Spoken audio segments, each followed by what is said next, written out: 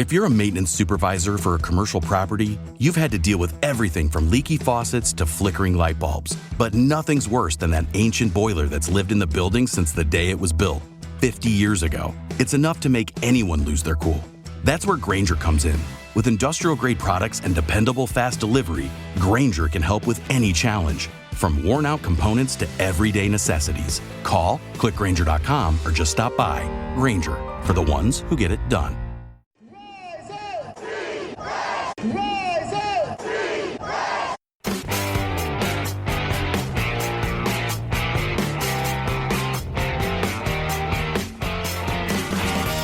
This is the Rise Up See Red podcast, all about the Arizona Cardinals and the NFL, featuring insider and outsider perspectives. Enjoy the best hour of Cardinals talk on the web. Now here are your hosts, Jess Root and Seth Cox.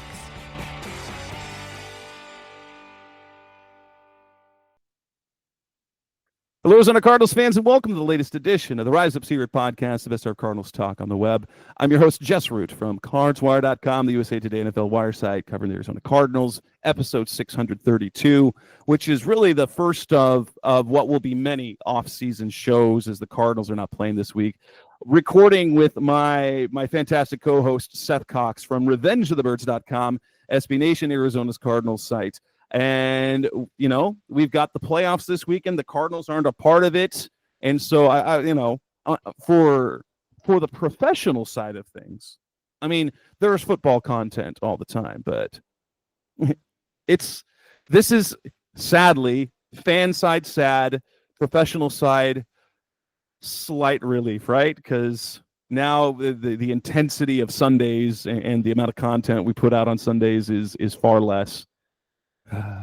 But yeah, now there's not so much content to put out, which makes you have to manufacture content and things like that. It's weird. Yeah, it's tough, man, and like you said, it's bittersweet with everything. I mean, the first thing that's tough is obviously that you were hopeful, right? I mean, we were very hopeful that this season would be different and that things would change, and I think for the most part there were a lot of positives coming out of that, and you know, we've discussed those ad nauseum. You know, we were excited about what could be at 6-4. We felt like this was the time. It was right there. Yeah, especially with how down the division seemed.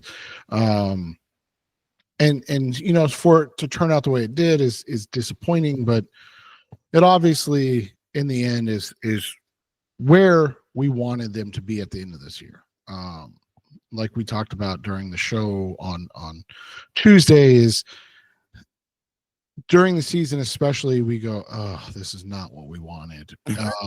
And that's not surprising, right? Like you look at it and you go, this is a 6-4 team. You have all these opportunities, blah, blah, blah. And you're like, let's really do this. And then all of a sudden it becomes bad. And that bad, doesn't give you the results that you would hope for. But at the end of the day, this is a team and an organization that, you know, we've seen the quick, turnaround type stuff, right? We've seen all that. Now we're getting to see if they are doing it the right way. And I think that's the first thing I look at overall with this whole situation is like, are they doing this the right way? And yeah, you know, everybody looks at the Detroit Lions as the model. And I think it's an important comparison for more than one reason. Well, you know, first off, obviously, the Detroit Lions are a moribund franchise similar to the Arizona Cardinals. Oh my goodness, yes. They have been. You forget with the success they've had the last couple of years. You forget just how dysfunctional and unlucky the Lions have been forever. Yeah, for a real long time, and so now you have this team that, like you said, everybody looks at it as a juggernaut, right? And I don't know. I haven't looked at the lines lately, but probably the favorites in the NFC to win the NFC. I think they're the favorites to win the Super Bowl at plus 275. I think is right now. Yep. Plus 275. Plus 275 on and plus 350 for the Chiefs.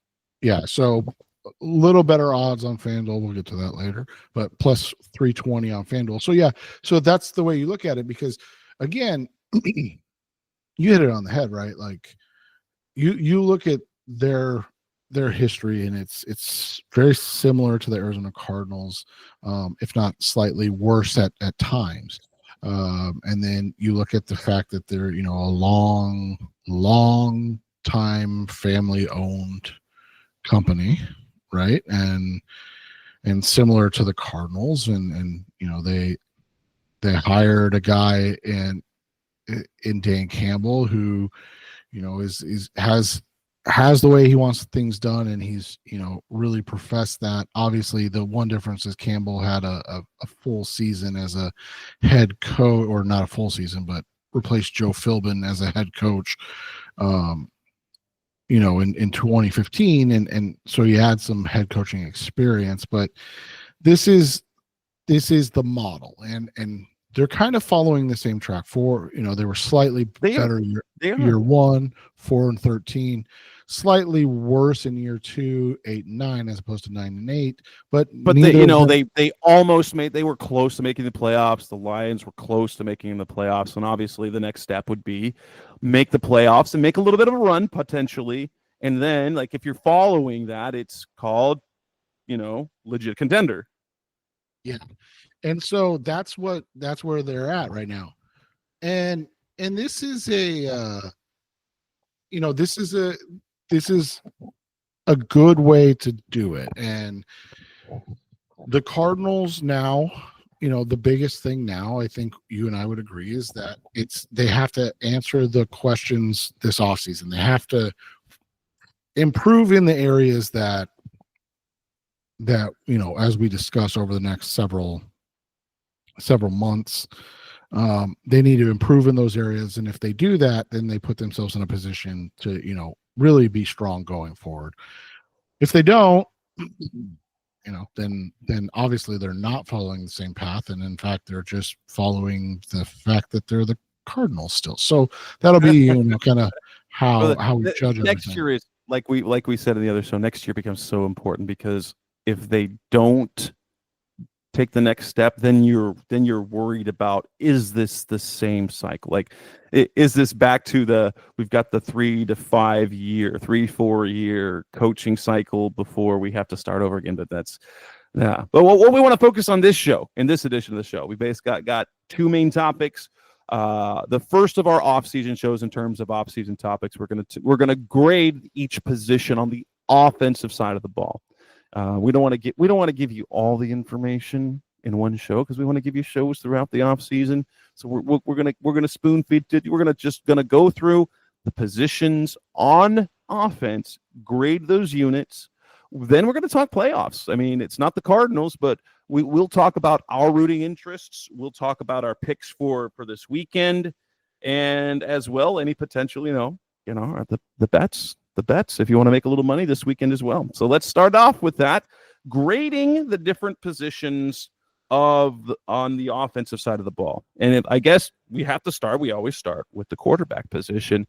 And I think if we're going to grade the quarterback position on the whole, and this really is just Kyler Murray, because Clayton Tune played a handful of snaps and whatever, I think we can give Kyler probably a B- for the season. Because, at his worst, he was, he turned the ball, but it wasn't terrible play. Like we've said, his floor is pretty average, but he didn't maintain top 10 type, top 5, like his ceiling is consistently over a season. I would give Kyler a really solid B- overall for his season. Yeah, I was going to say C+, B-, so we're on the same page there. I've been looking at just some quarterback rankings in general, and I think it bears out. I mean, I've seen him anywhere from 8, I think, to 13, and I think that's a fair thing, and it's something that you and I talk about all the time. Is like, the top three are the top three. It's Patrick Mahomes, it's Josh Allen, it's Lamar Jackson, and then from there it's kind of it's a hodgepodge of year to year stuff. And I know this year it's Joe Burrow, but it's not always Joe Burrow. So right, and so sometimes it's Dak Prescott. Sometimes, like, you can throw Sam Darnold into that mix this year, Baker Mayfield. But after the top three-ish, it is a year-to-year thing. Yeah, and so you look at it this year, and to have a guy that's in that mix and playing that plays at a high level at times, that's what you want. You just, again, the word of the offseason is going to be consistency, and it starts with Kyler, and that uneven play is why you have him right around that C+ B- area. Yeah, and the fact is that he did turn the ball. Like, he had those interceptions. Like, we've gone over the interceptions.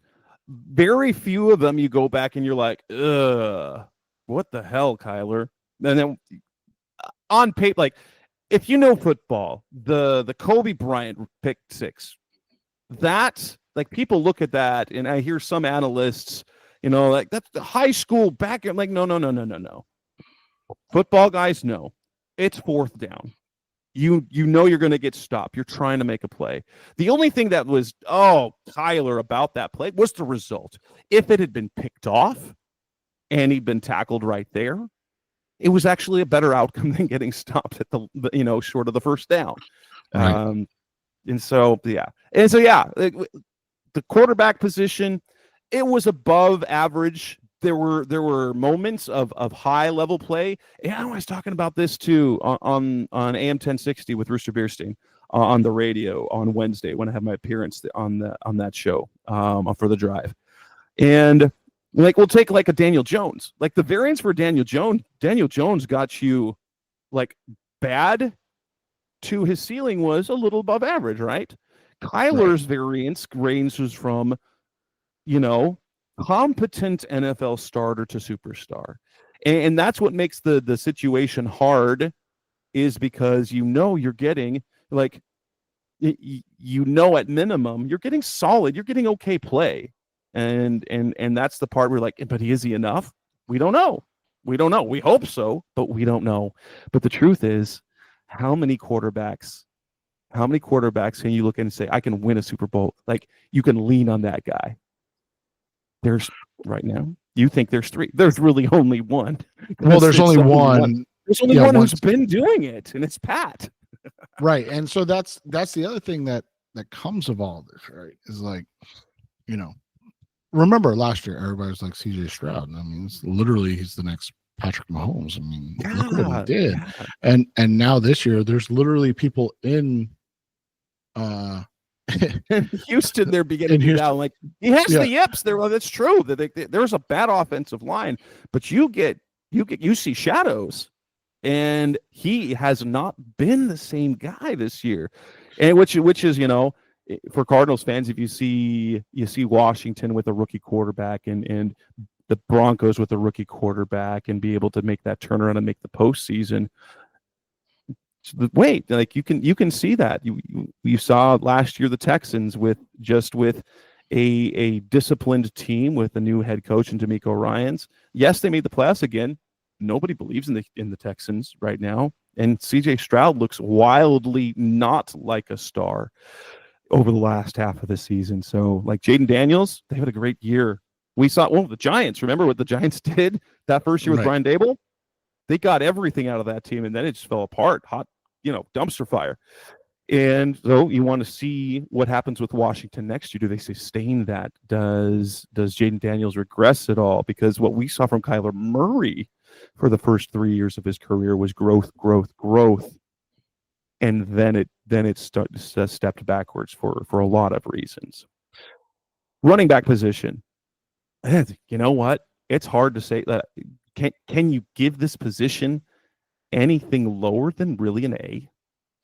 Yeah, I was going to say, I think you give an A, and once we get into the nitty gritty, we'll range it out to the different guys and how the position played out this year, because I think there were some positives throughout.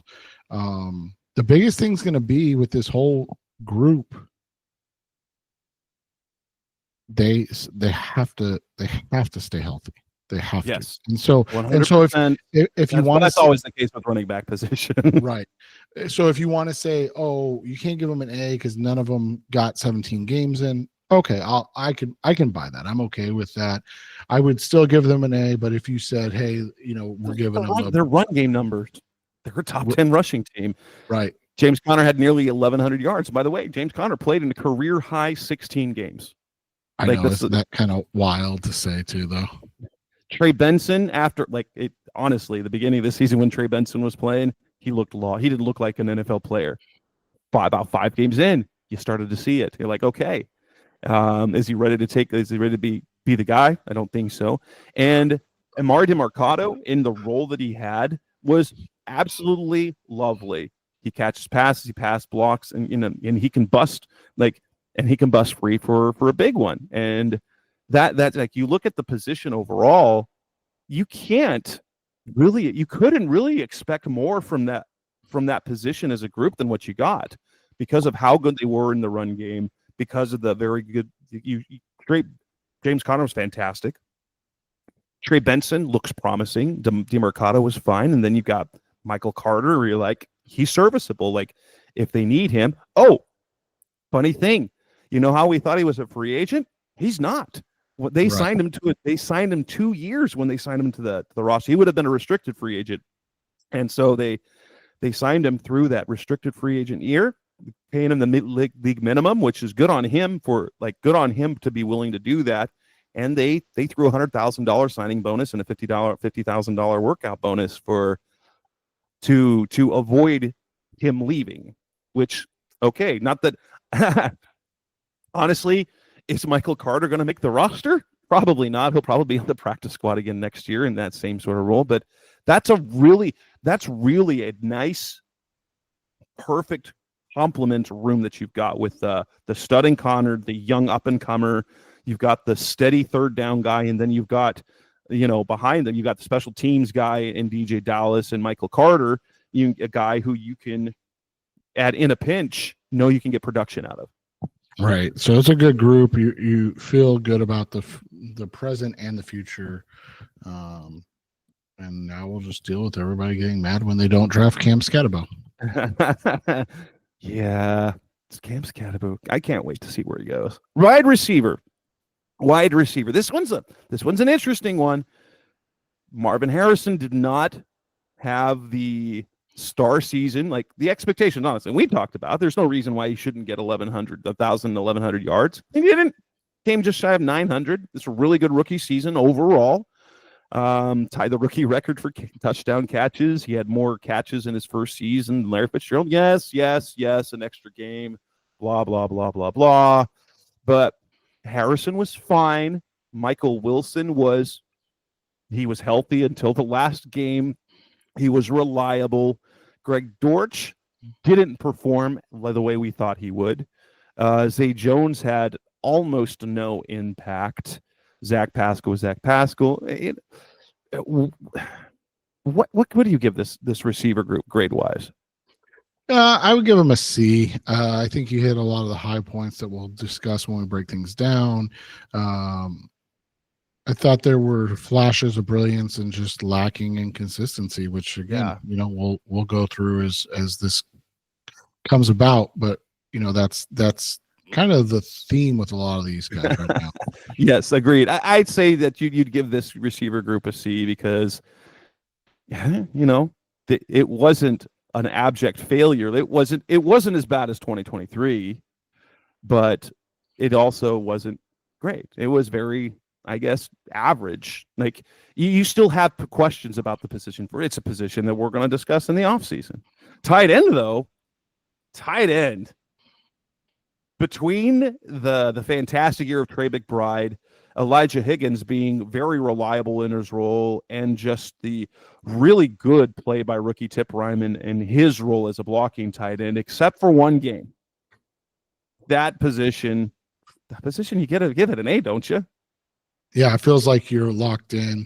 I will say that I wrote an article today talking about the Orange Bowl and things of that nature. And I did mention there is a player to watch, Tyler Warren, and I think it would anger our fan base a little bit that why would you draft another tight end in the top 2 rounds? It's like, well, this, can you imagine Brock Bowers with Trey McBride, right? Like how unstoppable that would be. So again, I don't think it's a priority, but I wouldn't hate. But did you pass up on a guy like that? Right. When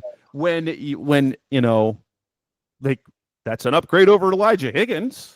Right, exactly. So that's the way you have to look at it. But yeah, I think this is a great group. I think I think the current and the future is very, very exciting. And then we look at the offensive line. It was in flux. You had Paris Johnson most of the year, who played really well and then questionable. Evan Brown was steady all year, not great, but he also wasn't bad. Yilda Froholt played well. Will Hernandez was great before. Guess what? It was an ACL. Thanks, Darren Urban, on that side. We never find out about things until after the season. Torn ACL. And then the revolving door at right tackle between Jonah Williams, who was good when healthy, Kelvin Beachum, good when he played, and then Jackson Barton, who was pretty reasonable. They blocked really well in the run game. Kyler was now, granted, Kyler helped himself. He's really good about avoiding the rush. I think this unit deserves a solid B. It was maybe B minus. Look at B minus because they weren't great, but they were better than average. I'd say B minus. Yeah, I would say B. I think they were excellent in the run game. They struggled at times in the passing game, but we knew that was going to be an issue for this group, and so they kind of average out. If they're an A for run, they're C minus for receivers. You got A's at running back and tight end, but guess what? That you get about a B offensive unit, right? Yeah, and you look at it, they finished top 12 in almost all statistical categories, sans the passing game. They finished top 10 in most efficiency statistics, so they're really close. And that's it'll be, again, that word that's going to come up. It'll be about the consistency of the game to game from here on out more than anything else for this group. Absolutely. Coming up next on the Rise Up Series podcast, the Best Our Cardinals talk, where we begin our talk about the NFL playoffs. Let's first start off with who we're rooting for. What are our rooting interests in the playoffs? That's coming up next on Rise Up Red. We're back on the Rise Up Red podcast, the Best Our Cardinals talk on the web. We've got the NFL playoffs starting this week in Wild Card Weekend.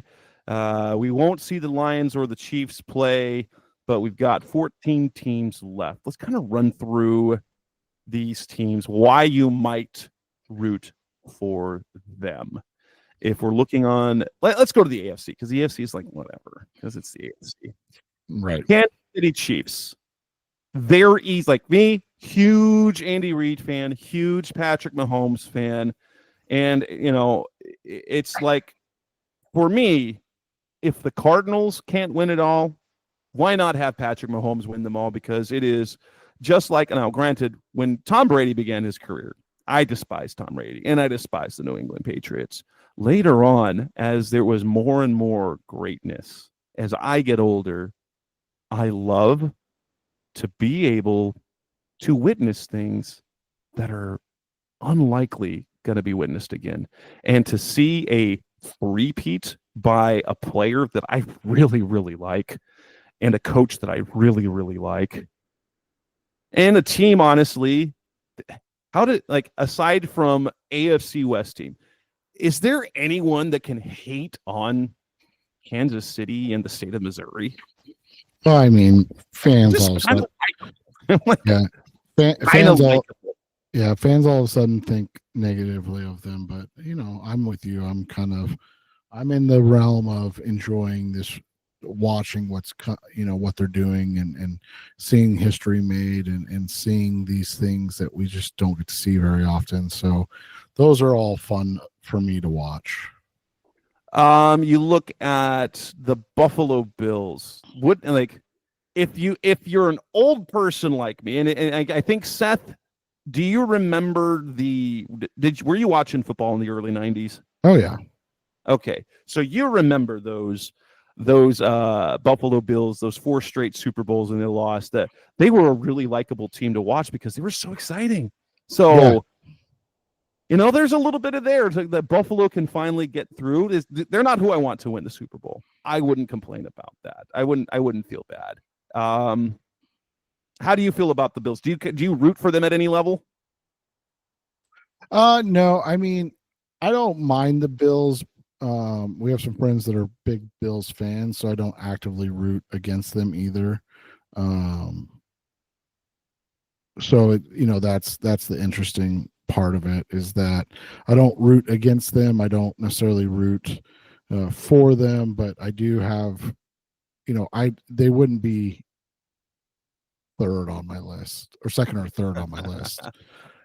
The Ravens, I respect the organization, and Lamar Jackson is so exciting to watch. I don't root for him though. Like there is a part of me that says Lamar Jackson, with what he's accomplished in his career, that MVPs, the numbers, the talent, he's been so great.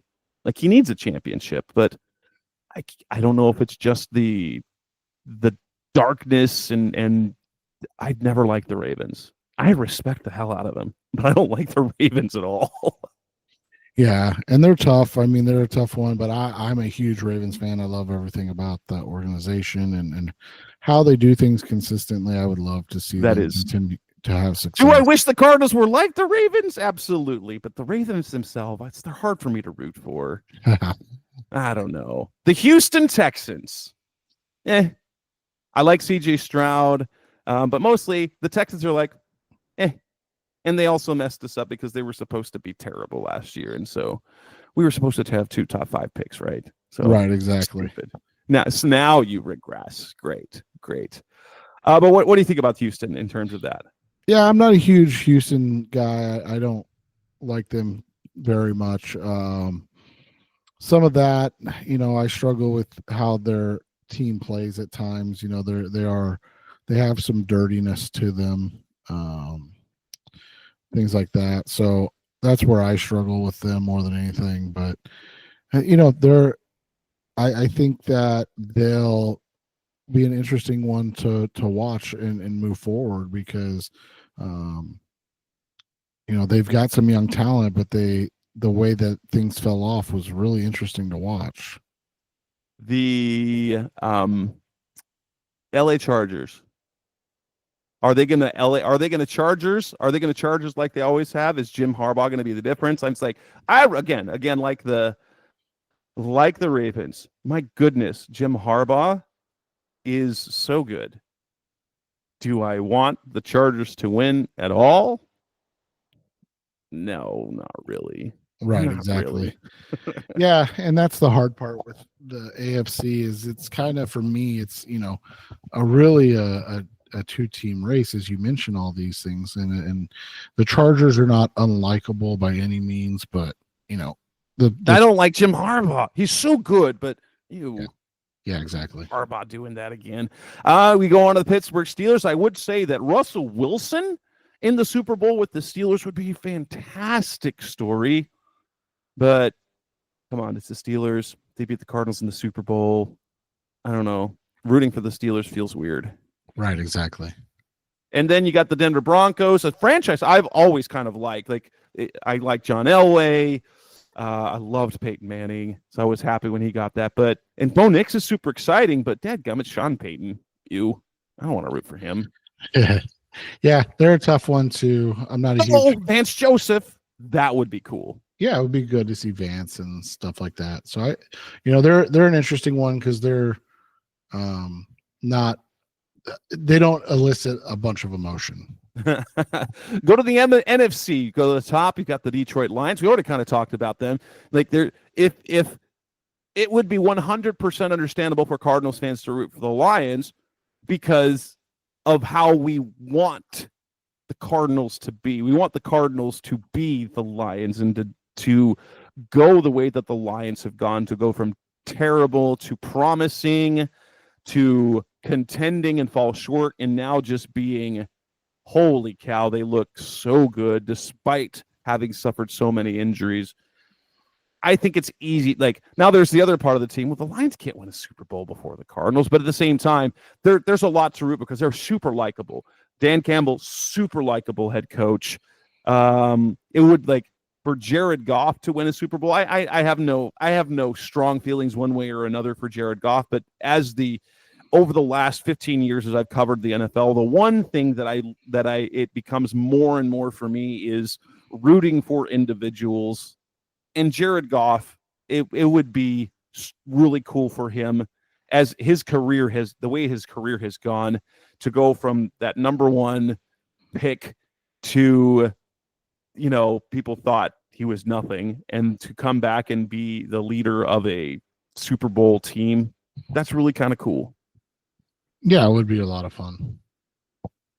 The Eagles, I can't root for the Eagles. I still hate the NFC East for the most part. I don't know what it is. We've got a former Eagles head coach, defensive coordinator. We've got Jonathan Gannon. I've never liked the Eagles. Never. I struggle with their fan base because they're just so. That's true. That makes them really unlikable. But yeah, like, the Eagles have always been a team that I've never just like. I'll tell you this: I really liked Randall Cunningham back in the early '90s, but Buddy Ryan. It's like they're just an unlike. I dislike, though, in the NFC East. I really dislike the Cowboys. I really dislike the Eagles. There's nothing I root for in the Giants, and we'll get to Washington in a little bit. But we go to, like, who's the number 3 seed in the NFC? I know this, but I don't. Oh, Tampa Bay. I root for Tampa Bay. Todd Bowles, Baker, because I love Baker Mayfield. I would not be upset if the Bucs won the Super Bowl.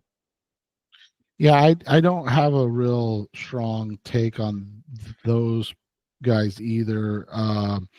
My issue with Tampa is that a lot of those people are, a lot of those decisions were from somebody that should have been in Arizona making those decisions. So that's maybe it's jealousy. I don't know.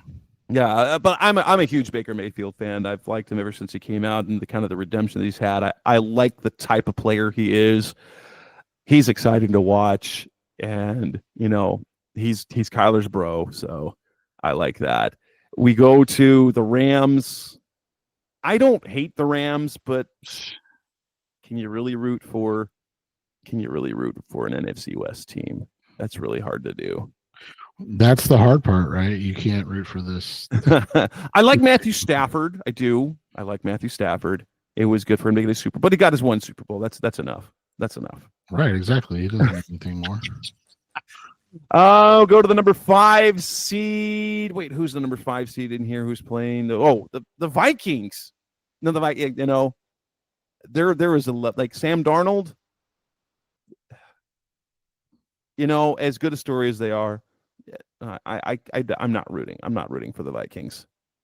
No, I mean, we'll root for them this week, right? Like, that'll be the one week we kind of root for them. But outside of that, like, they're an interesting group. Wouldn't it be cool, though, to see, they got their hopes up with Sam Darnold, only to have yet another playoff heartbreak, like always happens to the Vikings? Right. I mean, Case Keenum once again. Yeah. Washington. Okay. I am a Jaden Daniels fan, having watched him at ASU. It was very sad for me I didn't hate him. I loved him at ASU, and I was glad to see him succeed. I hated that his success came at LSU. He's been great this year. I root for Cliff Kingsbury. I still believe. I really like Cliff Kingsbury. I like what he did here. I like what he said recently. I don't know if you caught that. And it was kind of a reflection of, like, if he got a head coaching job, and it was exactly what we said. What kind of his issue, and his issue was like accountability, not holding players accountable, not calling players out. And he learned from Dan Quinn because Dan Quinn from day one said, "This is the way it's going to be. this is the standard. And that's what we saw from Jonathan Gannon too. This is the thing. And Cliff, when he started, was just trying to be flexible and what's going to work best rather than coming in, this is the way we're going to do it. And he realized by not doing that, you can't go back. Like you can't go in year 2 and then say, this is the way we're going to do it. It just doesn't resonate. And I really liked hearing that. But there is a part of me that roots for Washington because I'd love to see Cliff succeed. I'd love to see Jaden Daniels succeed. And Dan Quinn, he's hard not to root for. He's a really good guy in the NFL. But at least for me, Washington is the least evil of all the NFC East teams. Yeah, and I mean, you go back and look. You go back and look all those years ago, and they've been struggling since Dan Snyder took over and to get rid of Snyder and all that stuff. It'll be interesting to see how this all plays out. But I am, I don't root against them actively. I just have no that's got to be a tough first round for you because 2 teams that you would probably root to win. Yeah. Yeah. No, honestly, it doesn't matter that much to me. I just want the Chiefs. Let's just do it. Do it, Chiefs. Do it. And then the last one, the Green Bay Packers. I really am very indifferent towards the Packers. I know they've got an exciting young, but it seems like there's so many Packers fans here. So many Packers fans here. Right, exactly. There is a Packers bar out in East Mesa near me. In East Mesa. I know that makes sense because of all the winter visitors, but my goodness. Like within a few miles of my house, there is a Packers bar. There's an Indiana Hoosiers bar. Like, where do I live? Right, exactly. Arizona. Like, I don't get this, but no. Like the Packers, you can't have that success. You can't have a Super Bowl winning quarterback, 3 consecutive quarterbacks. That doesn't work for me. I reject that notion. They need some quarterback adversity in Green Bay. So please stop. You had Brett Favre to Aaron Rodgers and then Jordan Love gets good. No team gets to do that. That's not real. You can't do that. You've had 3 more great quarterbacks than most teams ever have. Like if you look at the early 90s, you can look at the Cardinals have had,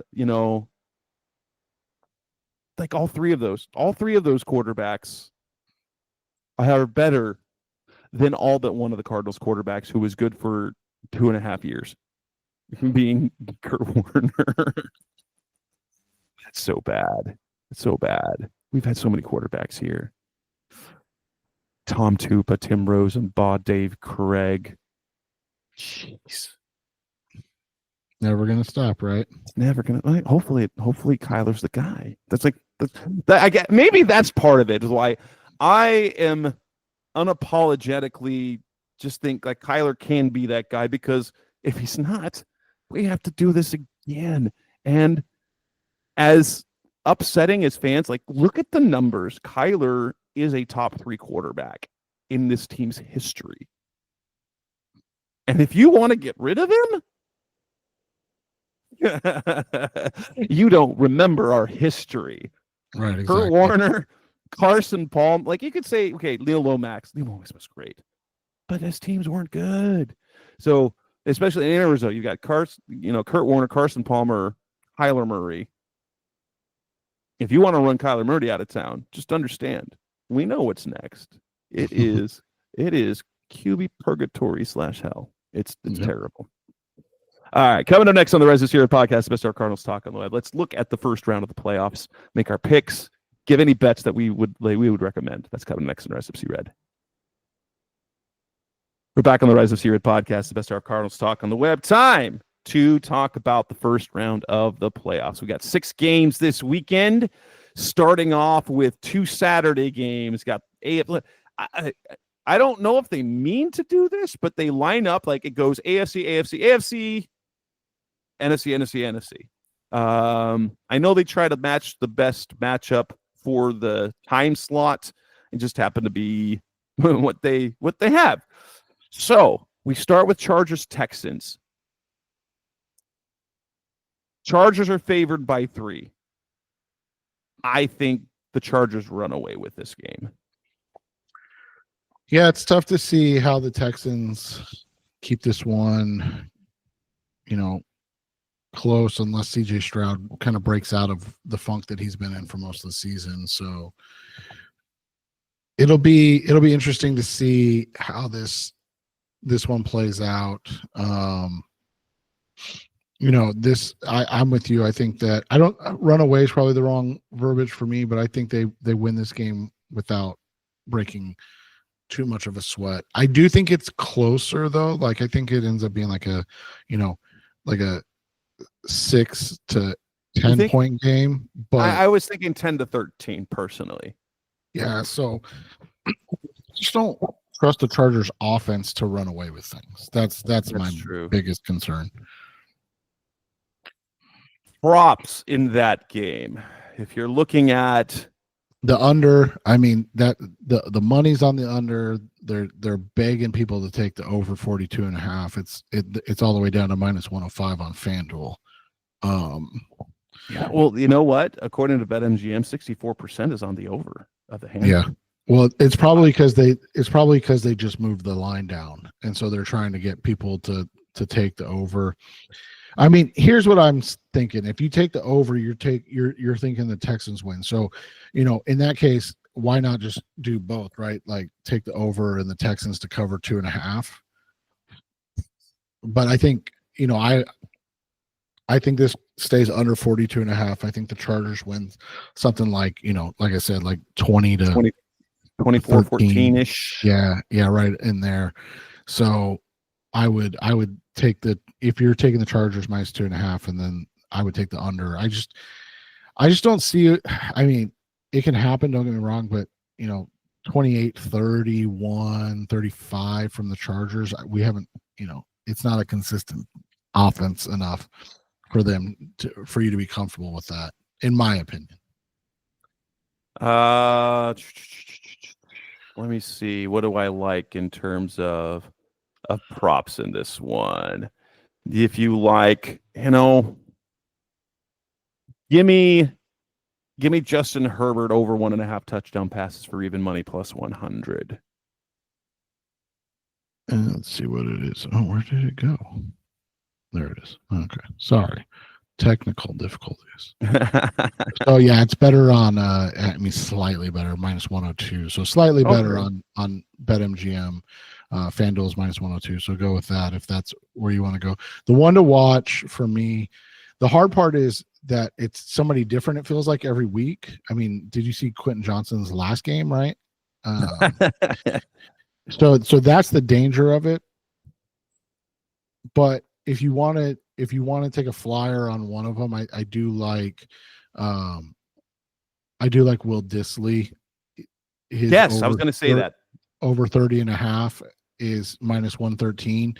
And then a small ladder up to 40 or even 50, you can get them at +158 and +280. I was thinking for an easy one for the Texans, and based on some experience, just a little one. Robert Woods over at 11.5 receiving yards. I think he'll probably have 2 catches for 20, 22 yards in that game. His veteran presence will be useful in this game. But yeah, that's an easy one for me because 11.5. You can get that in one play, and in the playoffs, that's the sort of thing that would happen. I don't love the rushing lines for either team, honestly. No, I would stay away from those. Okay, let's look at the next game on the schedule, which is Steelers-Ravens on Amazon. The 10-point spread, that's wild to me for a game like this, a division rival that you're playing for the third time and you both split your games. Now I will say this, the Ravens were actually, they finished the season so good. I wrote that for Sportsbook Wire, but this is one of my underdog picks. I have the Ravens winning, but the Steelers covering. I think it'll be about a touchdown game. I have a hard time not seeing the Ravens blow this one out. I'm taking the Ravens in 31-17. It's just, for me, Ravens in the playoffs. They've had. No, I get it. I definitely get it. And like Russell Wilson's been there. That Steelers defense can do stuff. They beat the Ravens earlier. The Ravens beat them by 2 touchdowns. The Ravens have been blowing people out. But I think, honestly, that's part of the right why I think that this will be a close game, is because the Ravens have been jack stomping their opponents to end the season. And that's tough to do in the playoffs. Lamar Jackson doesn't have a great playoff history. The Ravens things get mucky when they play in the postseason. So I think this is going to be a higher scoring game, but I think it'll be 31-24 Ravens, which brings us to the props for that one. The total of 43, like hammer. In fact, give me an alternate total. Give me an alternate total here, and I'm going to push that up to, let me see, over 45.5. Give me over 46.5 and get me plus 125. Yeah, the one I'm looking at more than anything is if Justice Hill plays in this game, and he's supposed to be cleared, so he's got props available. I like Justice Hill's over in receiving yards. His over, it's 17.5, and then anything you can ladder up is just cherry on top of that.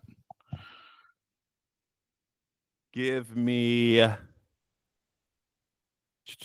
Mark Andrews at over, where's the receiving props? I just had them. Over 46.5 yards, receiving yards, and ladder that to 75 plus to plus 250 for me.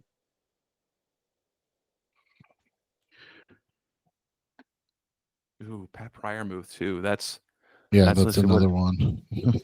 So you can go Fryermuth for over 38.5. So it's an easier play at minus 120. Then you can get plus odds at 50 plus at plus 125, and then plus at 75 plus. I wouldn't go that high, except for just a little sprinkle at plus 390.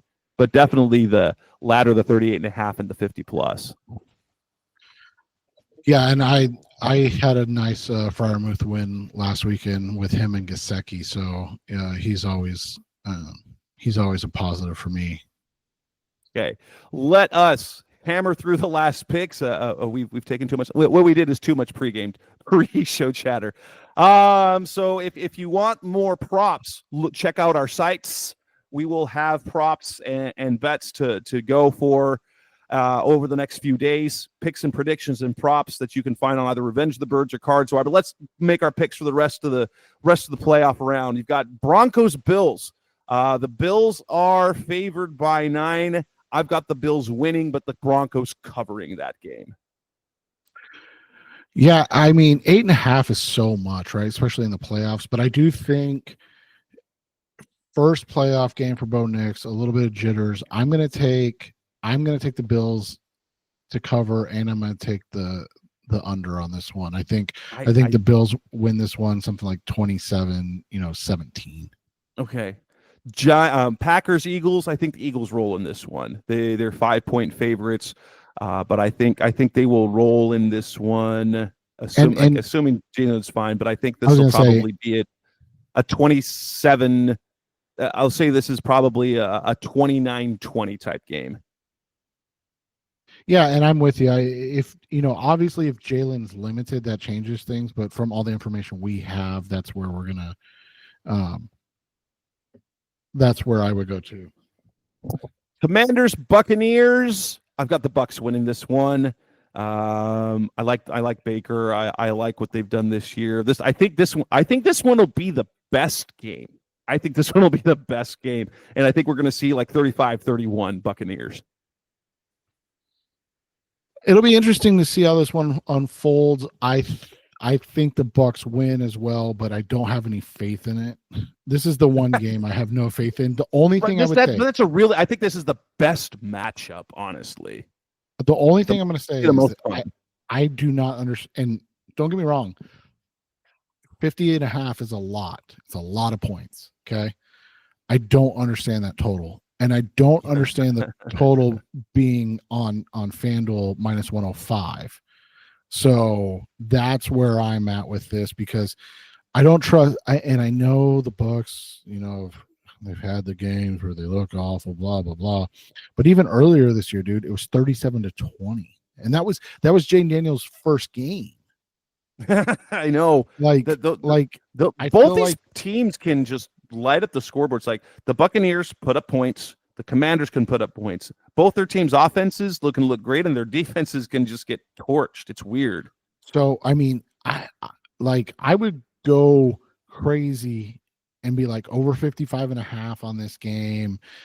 Both quarterbacks to throw for 2+ touchdowns. Like, have some fun with it, because this is, like you said, this is the best matchup. But I also feel like this is the best, the game you can have the most fun with in a betting wise. Because the only thing that worries me about, especially prop bets and some of the other games we talked about, I'm afraid there's going to be some blowouts.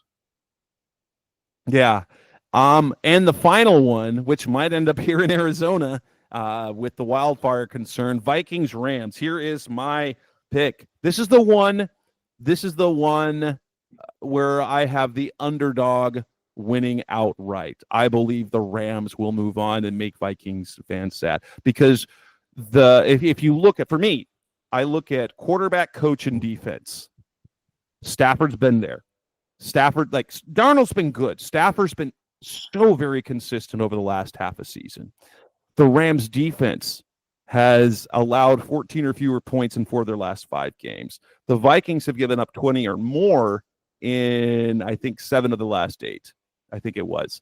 And if you're looking at the coaching matchup, Kevin O'Connell and his 0-1 record in the playoffs, and Sean McVay, who's 7-4 in the playoffs and has been to 2 Super Bowls and won one. I'm taking the Rams in this one. Yeah, I'm going to take the Vikings. I think they go one more week before they get blown out of the water. And with that, we will wrap up this edition of the Rise of C-Red podcast, the best of Cardinals talk on the web. We'll be back next week. We'll talk more offseason Cardinals. Later in the week, we'll have playoff stuff. That's Seth Cox. I'm Jess Root. Thanks for listening as always. We'll be back again soon. Thanks for listening to the latest edition of the Rise Up C-Red podcast. Listen to previous episodes and subscribe to the show on Apple Podcasts, Stitcher Radio, Audioboom, or many other podcast platforms, so shows are delivered directly to your mobile device. Please give the show a 5-star rating and always support the sponsors who support the show. We'll be back soon for the best hour of Cardinals talk on the web. Rise up, Red Sea, be Red Sea Red, and of course, Rise up, Sea Red.